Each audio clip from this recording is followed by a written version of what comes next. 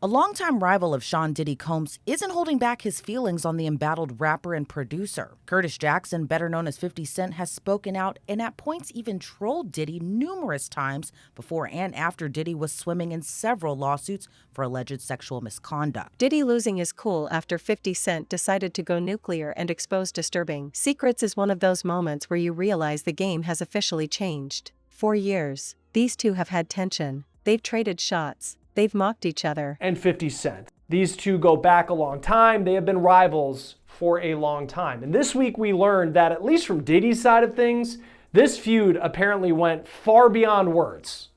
50 Cent's name came up during the testimony this week of Capricorn Clark. She is a former assistant of Sean Combs who went on to become the head of marketing for his Sean John clothing brand. Clark rose successfully and professionally through the ranks of Diddy's world during her time working for him, which stretched between 2004 to 2018, so she saw a lot. Clark claimed that Diddy would threaten her, and she says he even kidnapped her in 2011. All of this matters as we build up to how 50 Cent kind of factors into what she said on the stand. Now, Capricorn Clark started working for Bad Boy after she worked for Death Row Records.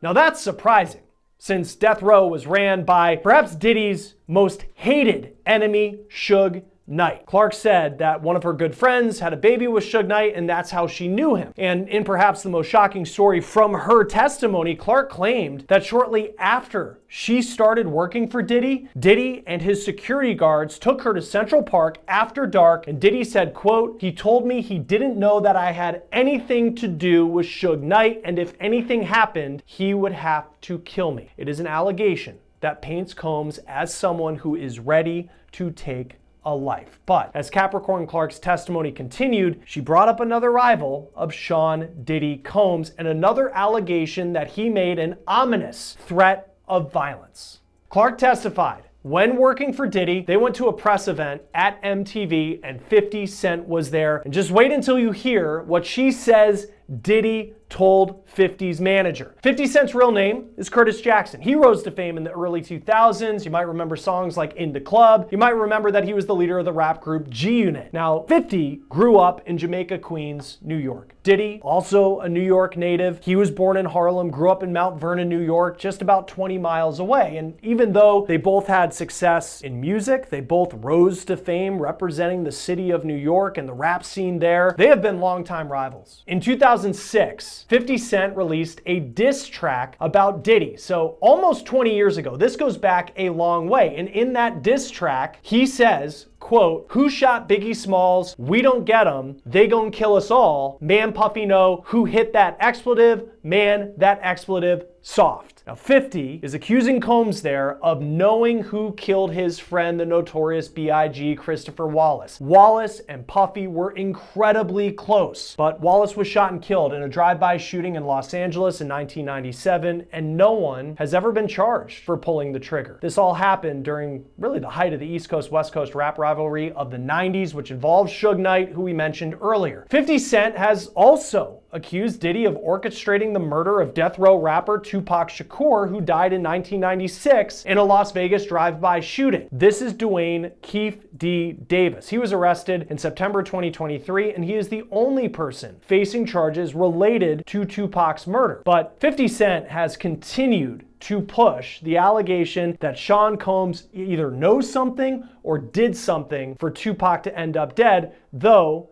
Diddy has denied that. But in a 2023 Instagram post, 50 wrote, "Damn, so Pac got lined by brother love, LOL, time to lawyer up, expletive might get sticky," with a pic of Suge Knight in a car with Tupac. Diddy, who has a lot of names, Puff Daddy, Puffy, Puff, and Brother Love is one of those other names. Now, from Diddy's side of things, again, he's denied having anything to do with Tupac's murder, and he's also denied having anything to do with Christopher Wallace's death, and he's denied publicly having issues with 50 Cent. Here's what Combs said when he was asked about a beef with. But what just happened feels like the gloves are completely off. 50 isn't just clowning Diddy anymore. He's not just making memes or laughing at his legal drama. He's digging into places that were supposed to stay hidden forever, and the moment he cracked it open, Diddy's entire calm and polished persona shattered. The so-called mogul who built his empire on being untouchable couldn't handle what was put out there. He snapped. And that tells you everything.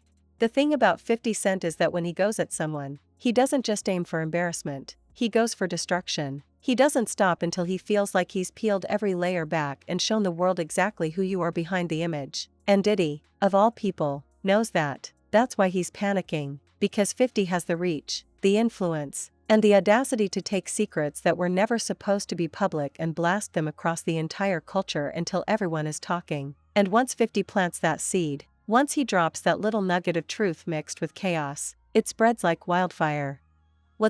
Now, in a new interview recently published by The Hollywood Reporter, the Get Rich or Die Trying rapper isn't mincing words on how he really feels about his arch rival. In the interview, 50 Cent addressed his relationship with Diddy, who faces a number of troubling allegations, including rape, sexual assault, sexual harassment, and sex trafficking over a string of lawsuits. 50 Cent says he's been very vocal about not going to Diddy's now infamous parties, which have been alleged as the site of some of the heinous acts he's been accused of. While referring to Diddy as his old moniker Puffy, 50 Cent said, "I've been very vocal about not going to Puffy parties and doing stuff like that. I've been staying out of that stuff for years. It's an uncomfortable energy connected to it." When asked if someone told 50 Cent if the energy there was off or if he went to something that felt odd, 50 replied, "He asked to take me shopping. I thought that was the weirdest stuff in the world, because that might be something that a man says to a woman." He would go on to say, "From that, I wasn't comfortable around him." 50 Cent would go on to discuss the brutal hotel surveillance video released in May, which showed the Bad Boy founder horrifically attacking his ex-girlfriend Cassie. That incident was mentioned in Cassie's now settled lawsuit against Diddy, in which Diddy allegedly paid $50,000 for the tape. Once that video was made public, Diddy issued a public apology. However, didn't mention Cassie by name. As it's been reported, Diddy is no longer able to say her name publicly as a part of their settlement. I was f***ed up. I hit rock bottom. But I made no excuses. My behavior on that video is inexcusable. I take full responsibility for my actions in that video. I'm disgusted. I was disgusted then when I did it. I'm disgusted now. I went and I sought out professional help. I had to go into therapy and go into rehab. Had to ask God for His mercy and grace.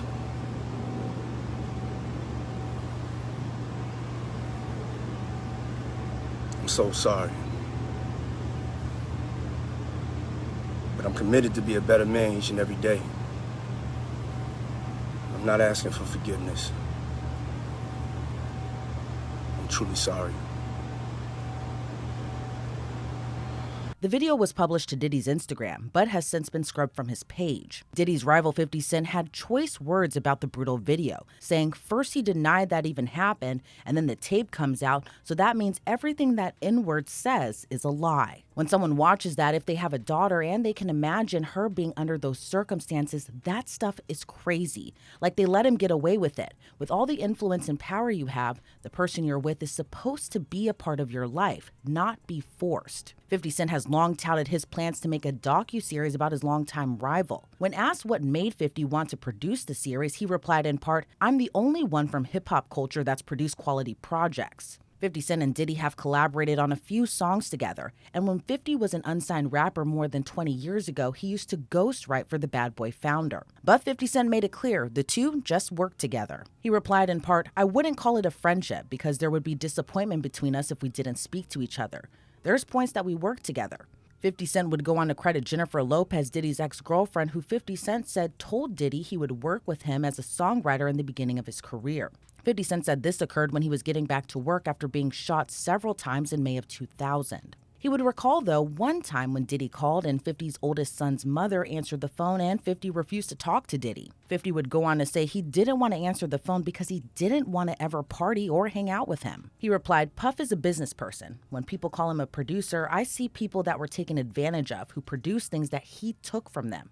He got credit. He's not a producer. He's been able to take advantage of." Wild is that the secrets 50 is bringing up aren't some new rumor out of nowhere. They line up with whispers people have been talking about for years. Behind the glitz and the parties, behind the Forbes lists and the family man image, there have always been darker stories floating around about Diddy. Stories about what really goes down at his parties. Stories about how he treats the people around him. Stories about shady deals and manipulative power plays, but they always lived in the shadows, protected by NDAs, fear, and the simple fact that no one wanted to risk going against him. What 50 did was take that hidden file, crack it wide open, and throw it in front of the entire world.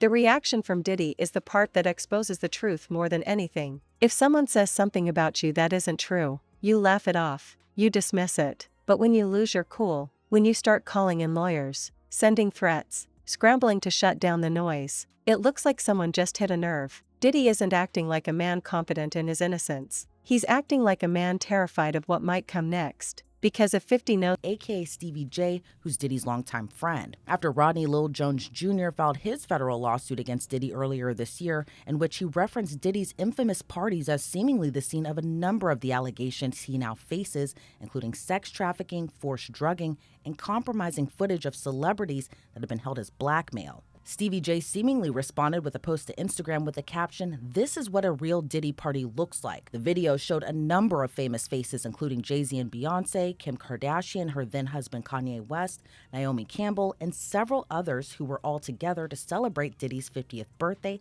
in 2019. Fast forward to 2024, 50 was asked why there have been so many silent voices when it comes to celebs speaking out about Diddy, as if they're afraid to speak up.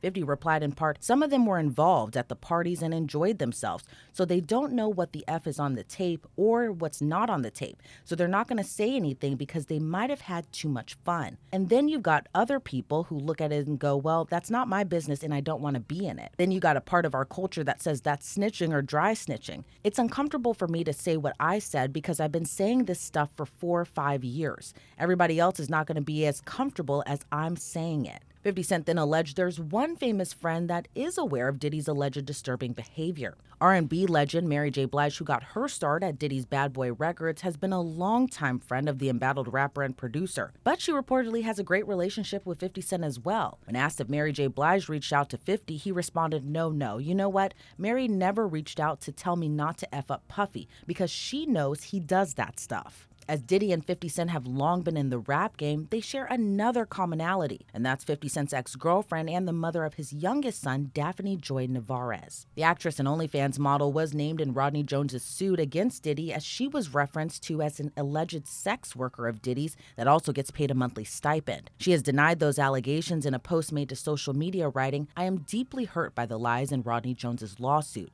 The claim that I'm a sex worker is 100% false and character assassination. I am retaining an attorney to explore all legal remedies against both Rodney and his attorney." 50 Cent seemingly poked fun at the allegation of the mother of his son being an alleged sex worker. In a post made to his social media page, 50 wrote a caption, "I didn't know you was a sex worker, you little sex worker, LOL." But this would prompt Daphne Joy to respond to her ex again on social media, but this time would accuse 50 directly of rape and being abusive during their relationship. She would write in part, "Everything is a joke to you until our safety is compromised, which is happening now.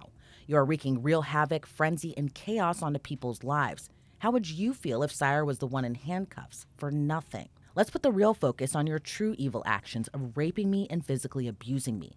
You are no longer my oppressor, and my God will handle you from this point on. You have permanently damaged the last hope I had for you as a father to preserve our family with these last and final false claims made against me. You have broken our hearts for the last and final time." Those allegations against 50 Cent would prompt him to fire back against his ex Daphne Joy and sue her for defamation. In his suit, 50 Cent said those allegations were unequivocally false and would claim she made the shocking allegations in retaliation after he moved to take sole custody of their son. Since that suit, Daphne has deleted her Instagram post accusing 50 of rape and physical abuse. 50 Cent was asked by The Hollywood Reporter the latest in the defamation suit. The rapper and television producer said he tiptoes around the Daphne stuff and explained why. He said, "I got a family court case. The allegations that came out, she posted this much. What else is waiting to come out? Social media is eating this up. And it's not just jokes. People are connecting dots. Old videos are resurfacing. Clips of Diddy making questionable comments are being replayed with new context. Interviews from people who once tried to hint at his secrets are being studied like evidence. 50 threw the match, and the internet poured gasoline on it. Now the fire is burning so hot that Diddy can't put it out. The disturbing secrets aren't just accusations anymore. They're part of a narrative that the public is building, piece by piece, and that narrative is making Diddy look worse by the day. And here's what makes 50 Cent so dangerous in this situation: he doesn't care about the backlash. Most people in the industry stay quiet because they've got something to lose. They don't want to get blacklisted. They don't want lawsuits. They don't want the smoke that comes with exposing a powerful figure. But 50? He thrives on it. He's built his whole brand on being the guy who doesn't back down, who doesn't play by the rules, who drags you until you break. That's why this is hitting Diddy so hard. He can't scare 50 off. He can't buy him off. He can't silence him. Once 50's got you in his crosshairs, he's going to keep pulling the trigger until there's nothing left to hide. The disturbing part is how specific some of these secrets are. We're not talking about vague allegations. We're talking about details that feel too sharp to be fabricated. 50 is pointing at the kind of hidden truths that explain why so many people have left Diddy's orbit. 50, in a 2018 interview with the radio show The Breakfast Club, Power 105.1 FM. Hey, yo, I don't have no beef with I don't know why. With Fifth. He loves me. He loves me. Do y'all really can't have see a it? beef? I mean, y'all can't see it. No, we can't see Y'all it, can't man. see that he loves me? But see, You really think that's hate? If you look at 50's social media, you can see he has a lot of posts about Diddy. And this is what he posted the day that federal agents in Miami raided Combs' mansion ahead of his arrest on the charges that he's now on trial for. 50 Cent posted on X, "Now it's not Diddy do it, it's Diddy done. They don't come like that unless they got a case." 50 Cent also included a link to his G-Unit clothing brand in that post. While Diddy in the Breakfast Club clip said that 50 Cent actually loves him and there was never a beef, on the stand this week, Capricorn Clark said otherwise. Clark said that she was at this press event at MTV with Diddy and 50 Cent was also there, all of this happening in New York. Clark said, quote, "After the interview wrapped up, myself, Puff, and Chris Lighty got in the elevator." Clark said that Lighty was an entertainment manager who, on paper, was managing Diddy at the time, but was also 50 Cent's manager at the time. Prosecutors asked Clark what happened in the elevator, and she said, quote, "Puff told Chris, because they were having some sort of issue, like, I really don't like all the back and forth. I don't do that. I like guns." The prosecutor then asked, "What's the issue with an individual?" And Clark responded, he had an issue with 50 Cent. She said Combs was very serious when he said that. In this case, it has become common to hear testimony from witnesses about alleged threats by Diddy. In fact, several witnesses have said that Diddy regularly threatened to fire people, to beat people, like his former girlfriend Cassie Ventura, and in this case, making a threat involving firearms to settle a dispute, per the testimony of someone who was one of his closest associates for more than a decade. Invoking gun violence and some sort of veiled threat, that could be scary for some, but apparently not 50 Cent. On Instagram, 50 posted right after his name came up in the courtroom, quote, cut, wait a minute. Puffy's got a gun? I can't believe this. I don't feel safe, with a picture that looked like an AI image of 50 Cent on a movie set looking serious. And he wasn't done. Shortly after that, he posted another AI image on Instagram of him in a Yankees hat with a very scared look on his face with the caption, "Oh my goodness, itty bitty Diddy wants me dead. I have to lay low." Sad face emoji. "I think I'm gonna hide out at the playoff game tonight, LOL. Then the next day he posted what he did that night. He went to the NBA playoff game between the New York Knicks and the Indiana Pacers in Indiana. And you can see him here in a picture on the floor in a shirt that reads, quote, "Free Diddy," playing into the trolling that 50 Cent has done to Sean Combs over the years, even before Combs was ever accused of what he is on trial for. Now, Combs' trial is expected to last another month at least. He's charged with racketeering, sex trafficking by force, and transportation to engage in prostitution. He has pleaded not guilty. Join us now to talk more about the trial of Sean Diddy Combs and everything that's going on inside the courtroom is Afi Patterson, civil and criminal defense attorney. Thanks for taking the time to be with us. We're focusing on what was a minor moment in the grand scheme of everything we heard in the trial this week, but there's this anecdote that Capricorn Clark told about what related to 50 Cent, but what Diddy allegedly told 50 Cent's manager at MTV during her time of working for Diddy. What did you make of that? Sean Combs saying, "I don't like the back and forth, but I like guns." I think it goes to the overall case. Broken, bitter, or silent. Why so many former associates keep hinting at something bigger without ever saying it outright. It's almost like 50 is saying what everyone else has been too scared to say, and now that it's out there, others are finding the courage to back it up. And for Diddy, this couldn't have come at a worse time. His empire is already hanging by a thread. He's facing lawsuits that paint a picture of exploitation, abuse, and corruption. Federal raids have already stained his reputation. The mainstream press is circling like sharks. And now, on top of all that, 50 Cent has turned his downfall into entertainment for the world to consume. It's no longer just about the courts, it's about the culture. And when culture decides you're guilty, no amount of money or power can save you. This is where the real collapse happens, because when your image cracks, when your reputation crumbles, your entire empire follows. Business deals dry up, collaborators disappear, fans stop defending you, and every new revelation, whether proven in court or not, becomes another nail in the coffin. 50 understands this better than anyone. That's why he's not just dropping information. He's framing it in a way that makes the public laugh, share, and believe it. He's turning Diddy's darkest secrets into cultural currency. And that's something you can't fight in court. Diddy losing his cool is the clearest sign that the pressure is too much. The calm, untouchable mogul persona is gone. What we're seeing now is a man desperately. They've been saying that Diddy was a dangerous guy. If he made a threat, he could back it up. And I do recall reading that she said that his demeanor was very, very serious. And knowing the history, knowing his history, his violent history, knowing about the beef between Biggie and Tupac, I think that it probably frightened her. And I think that just again, her knowing about his violence, his propensity for violence, his behavior with her, his behavior with Cassie, his behavior with other employees, he's just continually in reinforcing that violence. So I think it was a really good moment for the government. Yeah, it's just, and it seems like there are these little moments along the way where there are some celebrity names that pop up. This case, it was 50 Mhm. Cent. We heard earlier in the trial, Usher and Neo were at a dinner where Cassie was allegedly assaulted. It was unclear whether they saw that, but it Mhm. was said that they were there. As far as the history of 50 Cent and Diddy, do we know how it started? I know that 50 Cent had a diss track, I think around 2006, claiming that Mhm. Sean Combs knew who killed Biggie Smalls, but is there a particular incident that happened that made 50 Cent just seem to really start to come at Sean Combs? I don't know what's ground zero for them. I've seen, interviews that 50 has given saying that it's all business with them. I know they both have alcohol lines, and I know, they're both from New York. I think 50 is maybe from Queens and Diddy is from Harlem. I don't know what their ground zero is, but I know that since this since this all came out, 50 has not stopped. He's been taunting Diddy online. You, of course, know about the documentary.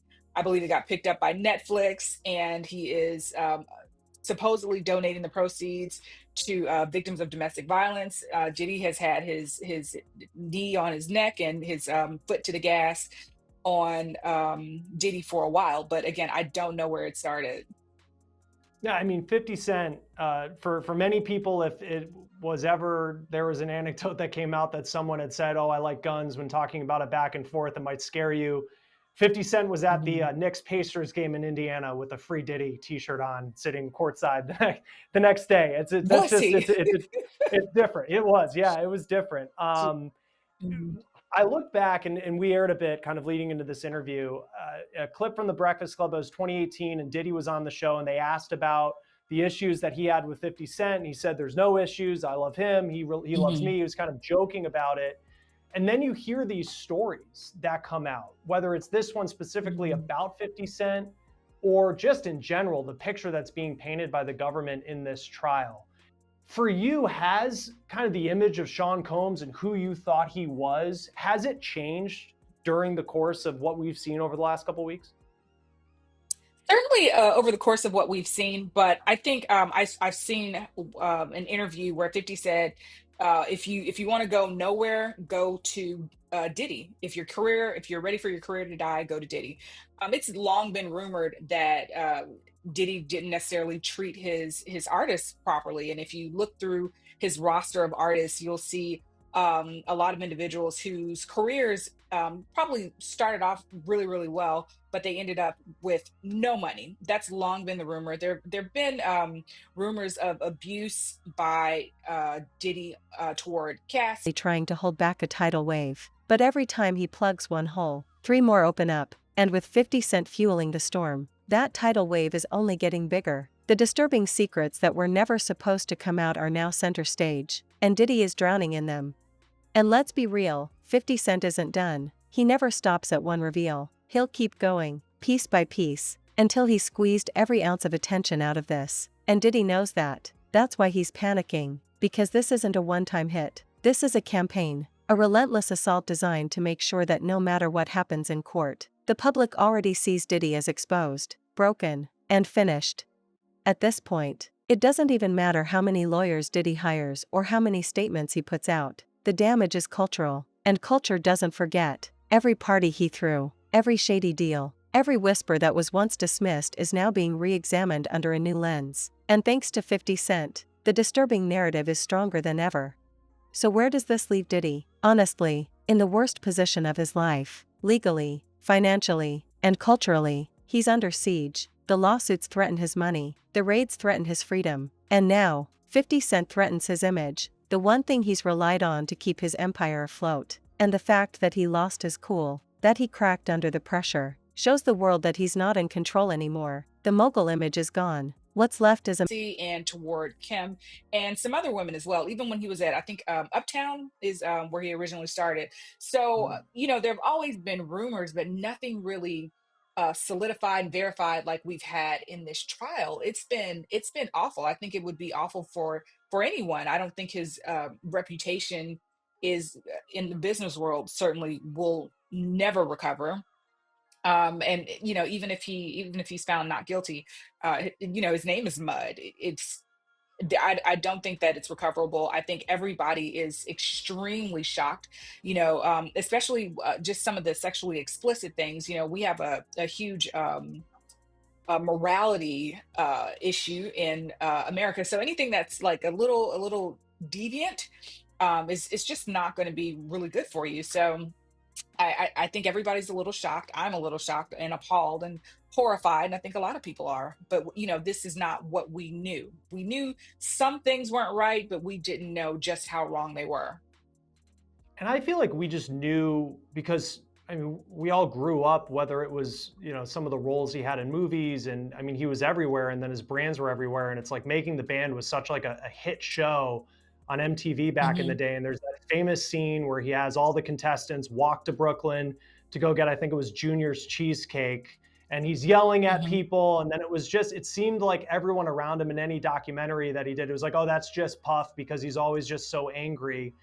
And then it's just this whole other level in the trial where it just, as an attorney, I mean, how effective has the government been, as you just read, and we can only read transcripts really and kind of hear from the people we have in the courtroom, but just at this point, how effective has the government been in painting the picture of this isn't just someone who was a domestic abuser, this isn't someone who was just a mean boss, but this was a racketeer who was running a criminal enterprise.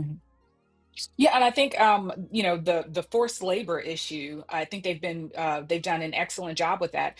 With the transcripts I've been reading, a lot of the people are saying that they worked for 20 hours. Like that's the magic number, 20 hours straight. They, on a good day, we heard you'll get 4 hours of sleep. On a bad day, you'll get 4 hours of sleep. I think one of the what is it? A bodyguard said, if you sleep, you're getting fired. Like it was more rhythmic than that. I don't know, but you couldn't sleep around him, and I think that's what we saw with Making the Band. But again, we really didn't believe it. We thought it was for entertainment purposes. We didn't think someone could really act like this. And if an employee gave any pushback, they would either be terminated or they'd be threatened with reputational damage. They would be threatened with being blackballed, or they actually would be blackballed. And I think the government is doing an excellent job of proving forced labor. And on that forced labor part, because on one hand, and I found it interesting, like George Kaplan, who is a former personal assistant for Diddy, like detailed all these, witnessing the abuse he said of Cassie, and then he was someone who would start work at 9:30 in the morning, and I think he said sometimes he went home at 7 o'clock in the morning the next day, and that's just what it was like. And he still, at the end of his testimony, said something along the lines of, he respects Diddy as this business person. In the eyes of the law and in this trial, what's the line between, well, this was a guy who just worked his employees really hard, to the point of where it was a forced labor? Man scrambling to survive while the truth eats away at everything he built. What 50 Cent just did was more than expose secrets. He changed the conversation. Before, it was about whether Diddy could beat the cases in court. Now it's about what kind of monster was hiding behind the success all these years. And once that question is in people's minds, it doesn't go away. It becomes the lens through which everything Diddy has ever done gets reinterpreted. That's not something you can PR your way out of. That's permanent. This is the beginning of the endgame for Diddy. The disturbing secrets that no one was supposed to know are out. The internet is running with them, and 50 Cent is making sure they stick. And the more Diddy lashes out, the more obvious it becomes that he can't handle the truth being exposed. He lost his cool, and in that moment, he lost control of the narrative. From here on out, it's not about whether he can clear his name. It's about how long he can survive while the entire world watches his empire collapse piece by piece. This isn't just another scandal. This is legacy-level destruction. And it all comes back to 50 Cent deciding that the time had come to say what was never supposed to be said. The disturbing secrets are out. The damage is done. And Diddy will never look the same again.